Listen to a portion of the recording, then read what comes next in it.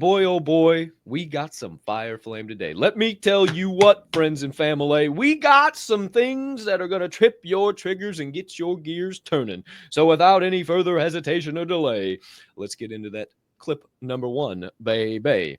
This features a man who is rather successful in the entrepreneurial lanes.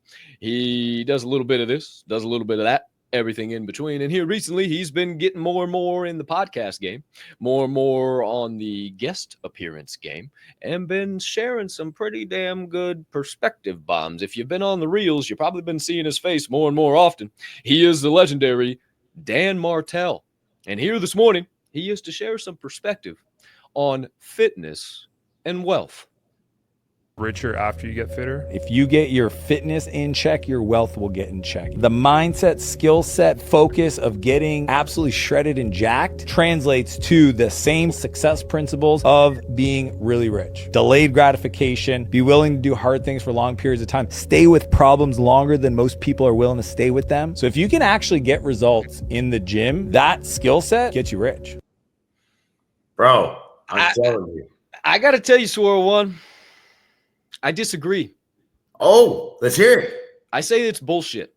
Okay. I say what Dan is saying right there is complete bullshit. Because it's easy to get up out of this chair, go pick up my gym bag, have my shorts on already, the shirt on that I'm going to wear, my joggers and my socks ready to go, put my pre-workout in, slam a little bit of that, get my dumb ass in my car as much as I don't want to, and go pick up some heavy shit for at least a half hour. That's real easy. That's simple. Oh, it's so hard to get to the bin in the gym. That's easy as shit.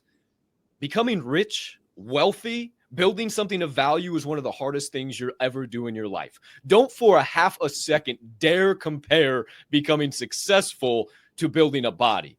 I have completely changed my body in 6 months with dedication and determination. I've been at this shit for 5 years now, and I don't even have half of the same results. So you better pick something that you're willing to have delayed gratification, determination, and drive towards when nobody else sees a vision. Because Deezy will back it up too. Deezy said, boy, I got my body in check, but I still didn't believe in me. I was still listening to the wrong music. I was still listening to Juice WRLD and Down in the Dumps and feeling like shit. He has a better body than all of us and was down at the bottom of the totem pole farther than all of us. We've dragged him way up here, and now he's the best version of himself. So don't tell me for 2 seconds that if I go pick up some fucking weights, that all of a sudden I'm going to have 6 figures in my bank account and I'm going to be some wealthy genius.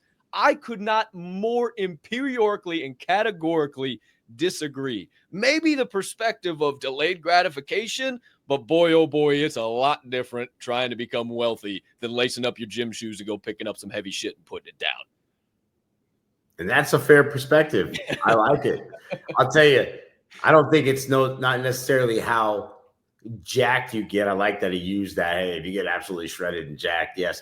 But I think what the key is when he says those principles are what allow people to understand how to get rich and how to be wealthy. The delayed gratification. Hey, I don't need to go buy the Gucci belt right now. I'm just going to go ahead and buy the t-shirt. Hey, I don't need to buy the $8 coffee because I'm going to spend it on the stock. Hey, you know what? Bitcoin's down. Everybody's scared. I got $100. Let me throw it this way. Hey, somebody sent me $50 on the Cash App. Let me just put it towards this because I'm not looking to go out this weekend and pop those bottles. I'm not looking to go out tomorrow night and put $1,000 on this or that. It's the same mindset that you have there. Now, maybe, and that's the other thing too, is I say this, yeah, I'm in great shape. Yes, could I be in better shape all the time? But, you know, I definitely work every angle of what I can do, whether it be my wallet muscle, my physical muscle, my brain muscle, and all of them have the same thing going on.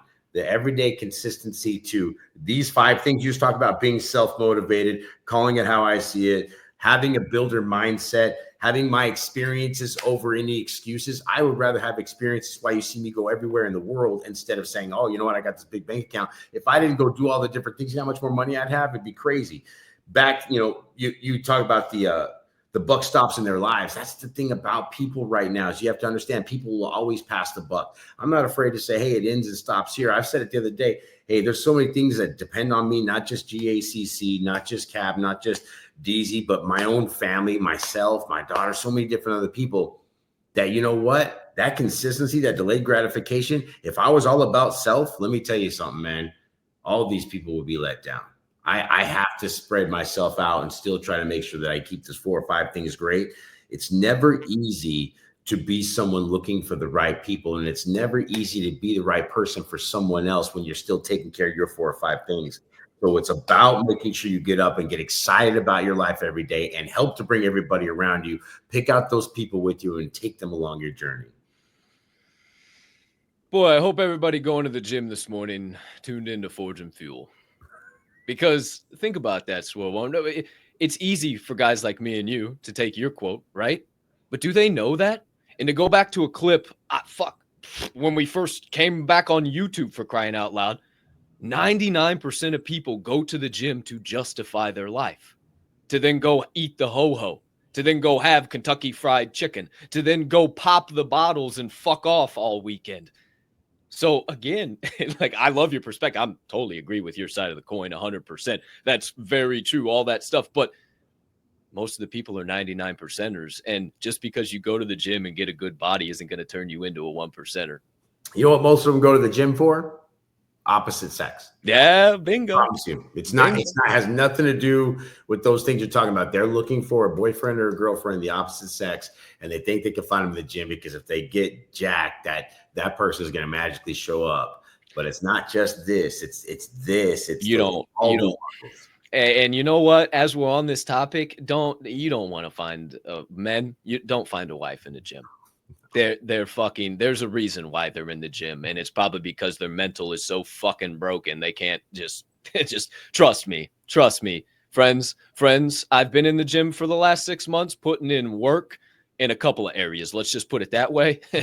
Just refining my game, my craft, if you will, seeing what works, what doesn't work, playing around. You know, I took some time out of the game for a while.